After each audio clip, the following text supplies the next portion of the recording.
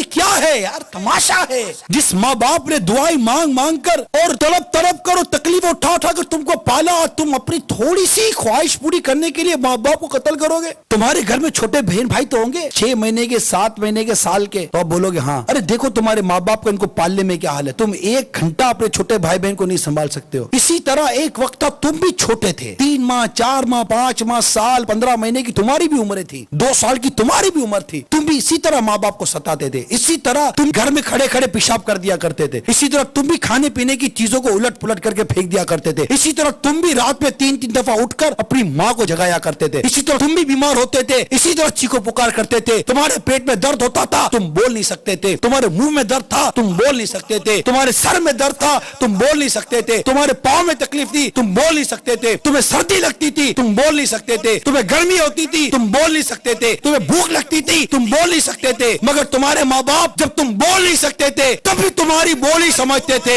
आज जब तुम बोलते हो तो माँ बाप को बोलते हो तुम हमारी बात समझते नहीं। अरे तुम्हारा माँ बाप उस वक्त तुम्हारी बात समझते थे जब तुम बोल नहीं सकते थे। आज जब तुम बोल सकते हो तो क्या तुम्हारे माँ बाप तुम्हारी बात समझते नहीं होंगे? समझते हैं। अरे तुम नहीं समझते तुम्हारे माँ बाप तुम्हारे बारे में क्या भला चाहते हैं। अरे इस माँ ने पैसा रोककर क्या बुरा किया था? अपने माँ बाप की कदर करना सीखो, अपने माँ बाप का अदब और एहतराम करना सीखो।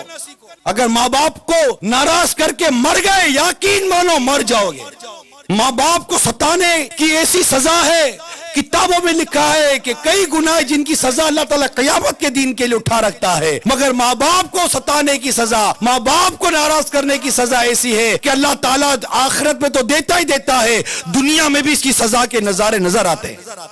तबाह बर्बाद हो जाते हैं माँ बाप को सताने वाले।